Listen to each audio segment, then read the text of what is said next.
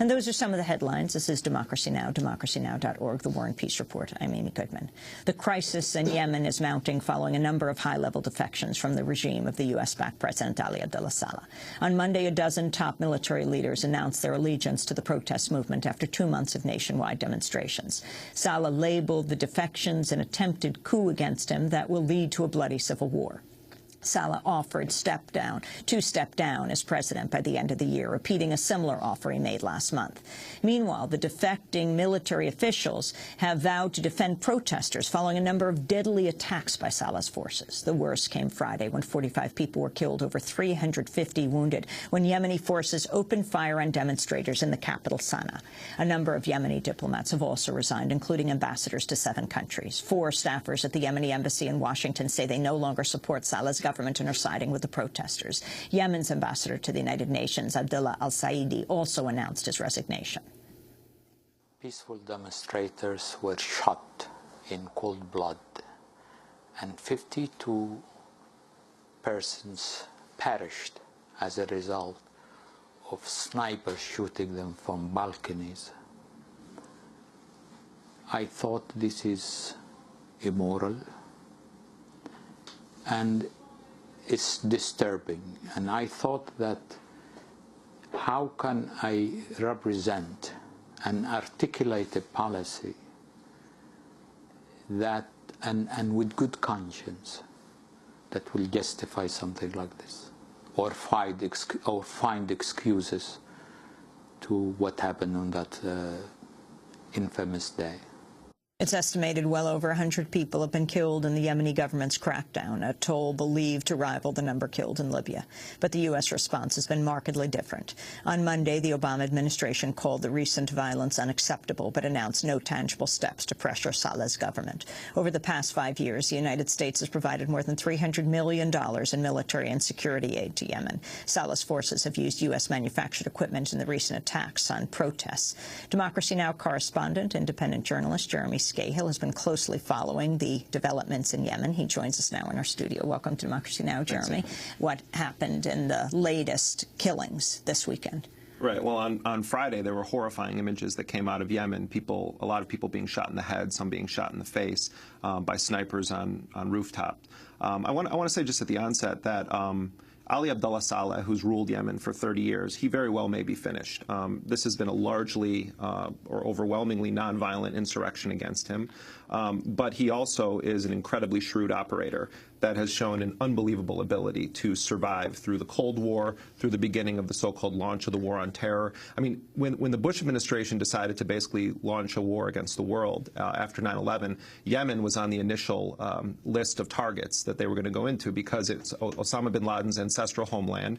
There is a known al-Qaeda presence in Yemen. It was a place where the lawless tribal regions of Yemen, which is most of the country, provided fertile ground for al-Qaeda to have training camps and other things. So Ali Abudullah Saleh, the president of Yemen, one of the first things he did after 9/11 was make arrangements to come to Washington, and he met with President Bush, with the CIA director George Tenet, with Dick Cheney, with the head of the FBI, and he basically said to the Bush administration, we're going to give you full access to Yemen's territories to conduct counter-terrorist operations. And, you know, they essentially hatched a plot where Yemen would extract funding for its own military out of the Bush administration in return for the Bush administration being able to conduct counter-terrorist operations inside of Yemen, including the killing of Yemeni citizens.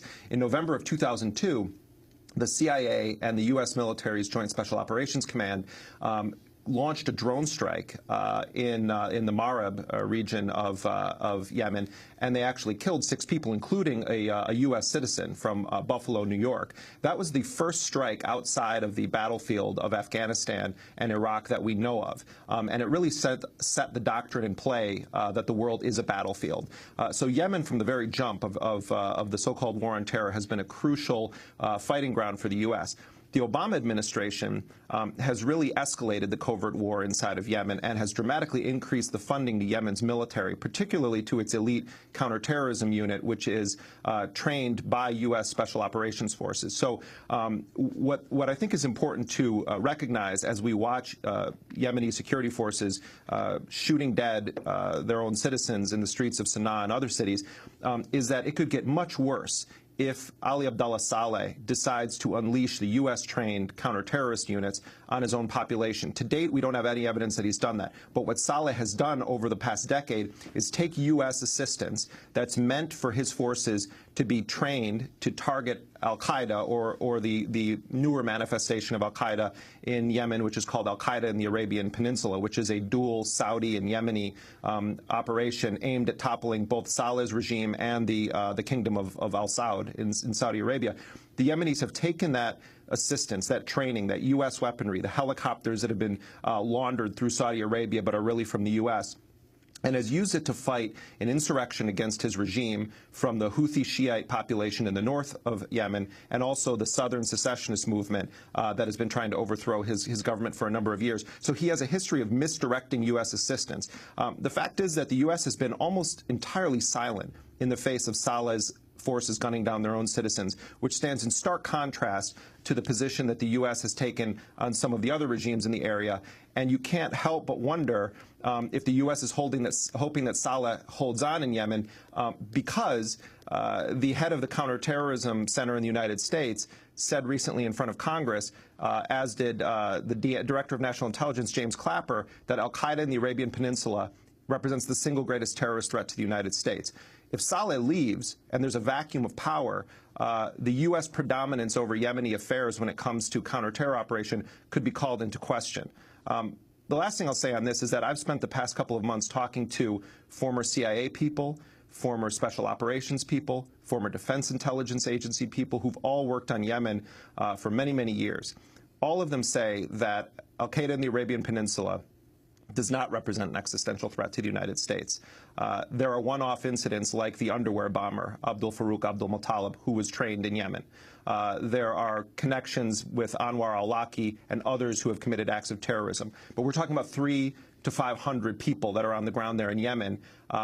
So it's sort of like you use not just a sledgehammer to conduct an operation that should be done with a scalpel, but you actually use like a howitzer, to conduct these operations. And the U.S. has forces on the ground in Yemen that have been directly killing people in unilateral operations. They've done airstrikes inside of Yemen.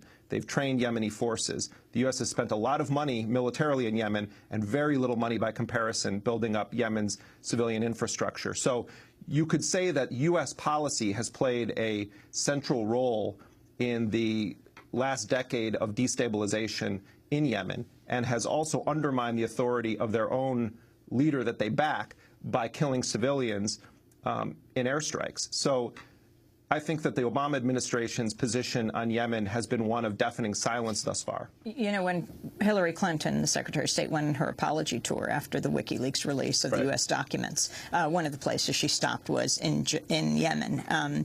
She urged Yemen to step up security cooperation with the United States, but you could imagine behind the scenes very concerned about what the WikiLeaks documents are saying and what they revealed and the peril it put the Yemeni regime in.